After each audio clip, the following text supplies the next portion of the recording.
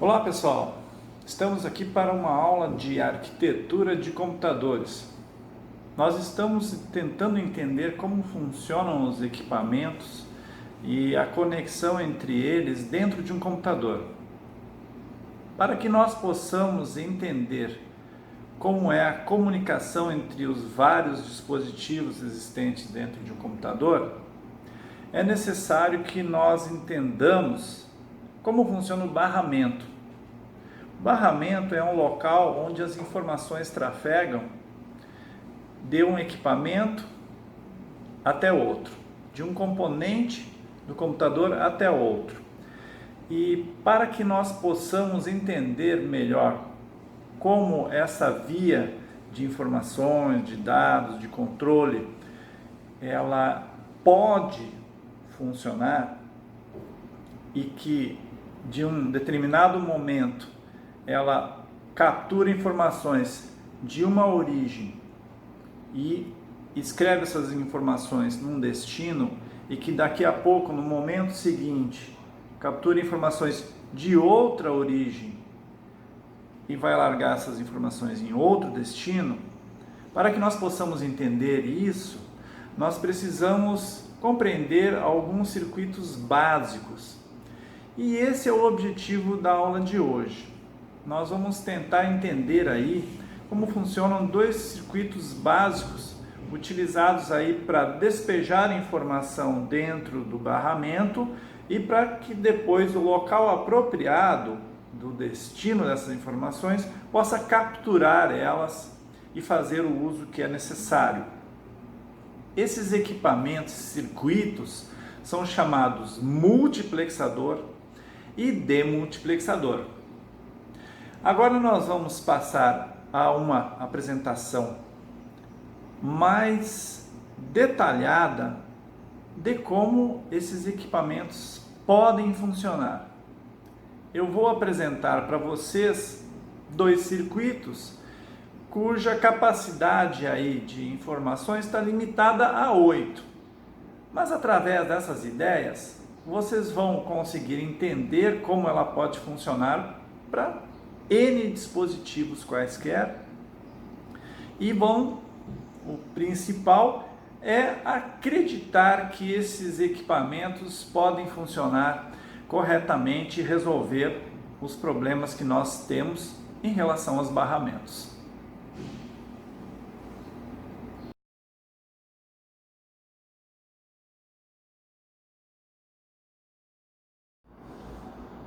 Vejamos então como funcionam esses dispositivos, esses circuitos, capazes de selecionar qual informação deve ir e qual informação deve ser capturada do barramento. Em primeiro lugar, vamos ver como funciona o multiplexador.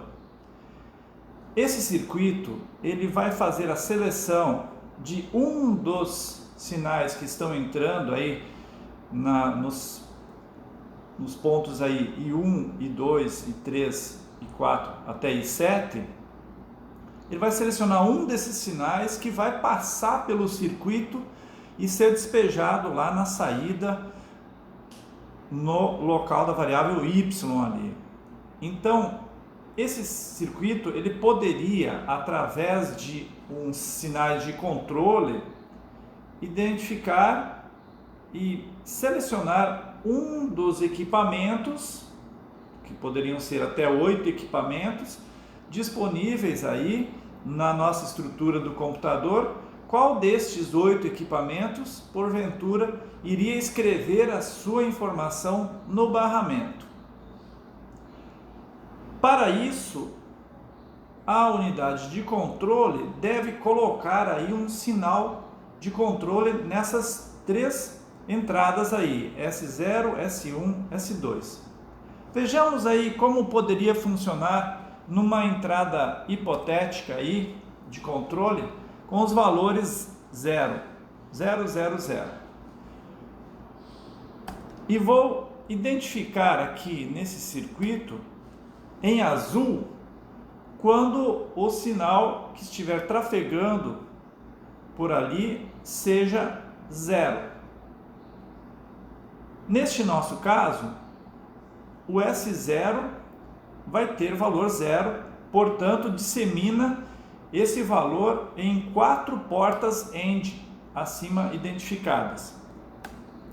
A mesma coisa vai acontecer com o sinal de S1, que vai ser replicado em 4 portas AND, e do S2.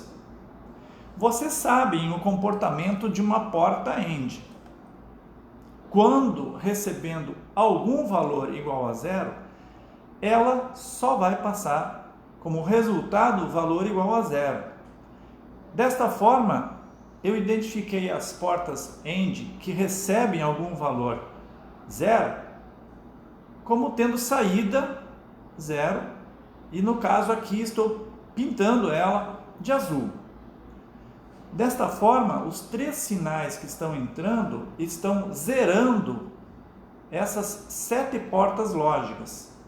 A única porta que não está sendo zerada pelo sinal é a porta que recebe o sinal de I0. Completando aí a identificação, eu estou identificando o sinal 1 com a cor vermelha. Então, onde está passando o sinal 1, ou seja, ligado, o fio está vermelho. Essa porta que recebe o sinal de I0 está recebendo todos os 3 sinais de controle vermelhos. E aí, qual será o valor que ela vai passar adiante? Eu posso garantir que ele vai ser de valor 1? Ou seja, vermelho? Não, eu não posso. Vai depender de que entrada que estiver vindo ali do sinal I0. Se eu tiver 0 chegando ali, a porta vai receber esse valor 0 e vai passar adiante o valor 0. Afinal de contas, uma porta AND, quando recebe um valor 0, torna ela completamente 0. E é esse o sinal que vai ser coletado depois pelas portas OR que estiverem lá adiante e vai ser disponibilizado no barramento. Então, por exemplo, se a entrada I0 é 0, a minha saída em Y vai ser 0 também. Mas isso é justamente o que eu desejo. Eu desejo que a informação que chegou no I0 passe pelo circuito e vá ser gravada lá no Y. Da mesma forma, se eu tivesse uma informação 1, bom, aí a porta AND estaria recebendo todos os 4 valores iguais a 1. Consequentemente, passaria o valor 1 e esse valor seria coletado pela porta OR lá no final, despejando no barramento o valor 1. Isso foi suficiente para você entender o funcionamento do multiplexador? Caso não tenha sido, vamos ver um outro exemplo. Se eu tivesse então como sinais de controle os valores 1, 1 e 0, qual será das entradas que seriam selecionadas para gravar na saída?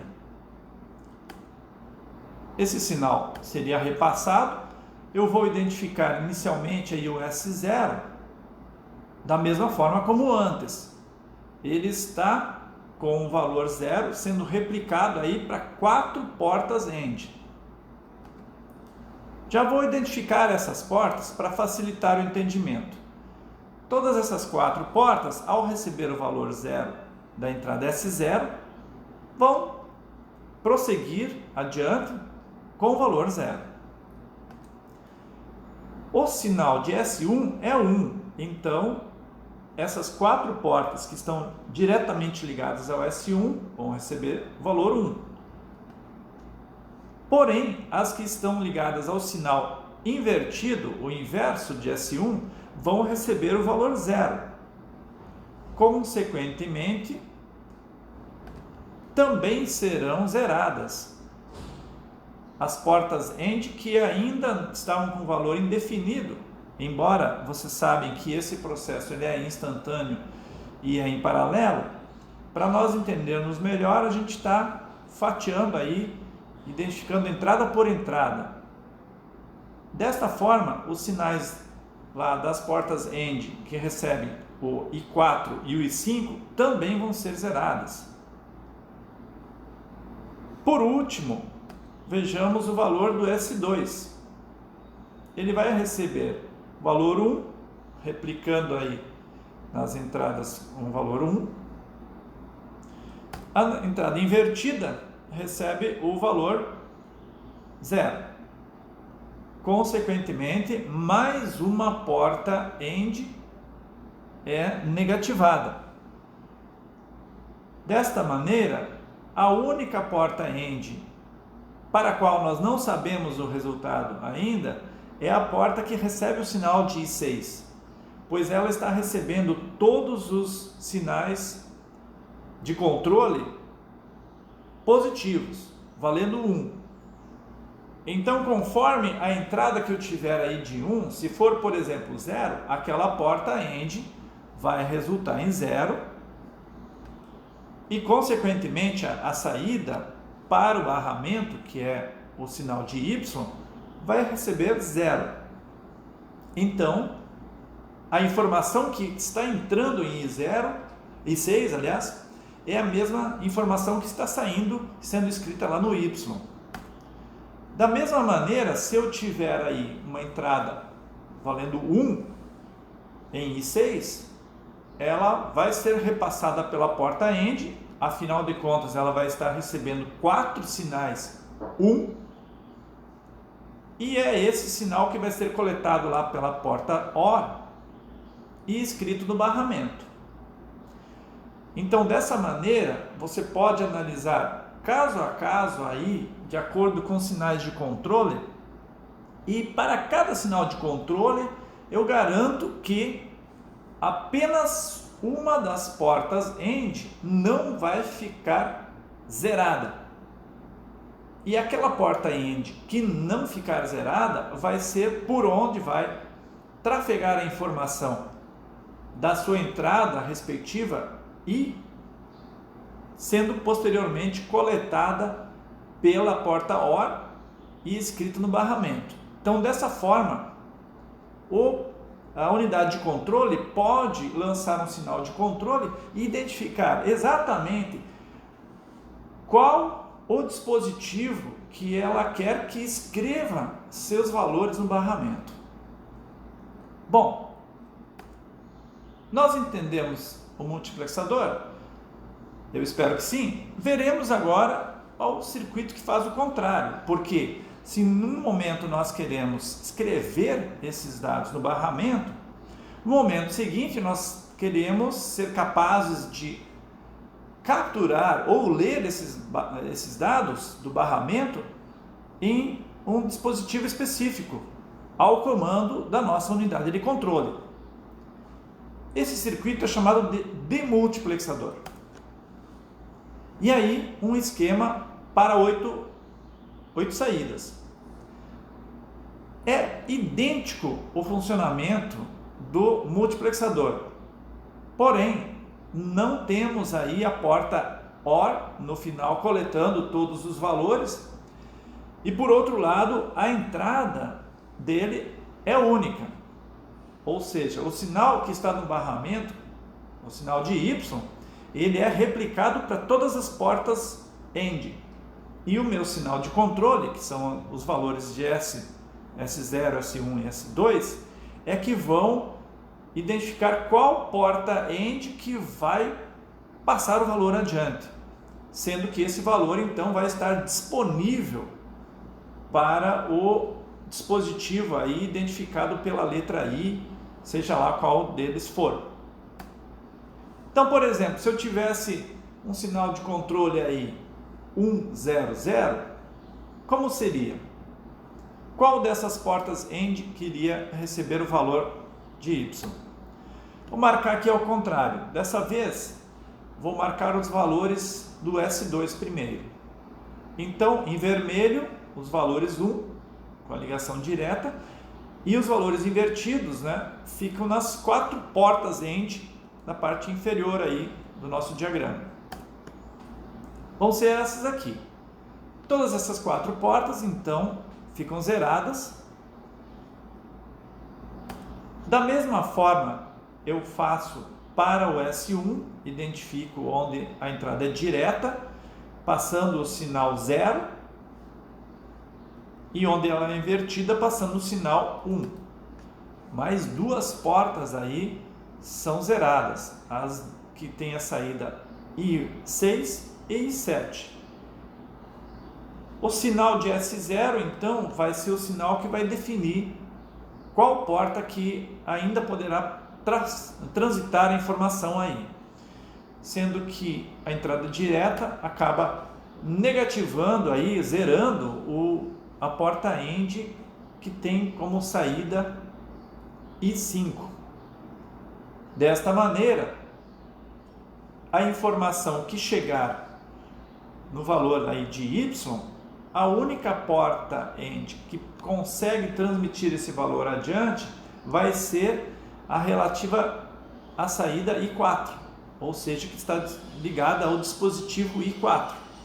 Então, essa porta está recebendo como sinais de controle 3 sinais 1 e mais o sinal do Y, e esse então vai passar, seja ele 0, se ele for 0, ele vai zerar aquela porta e vai enviar o valor 0 ao I4. Se ele for 1, então ele vai tornar aquela porta END com valor de saída 1, consequentemente escrever o valor 1 ou disponibilizar esse valor 1 para a saída I4.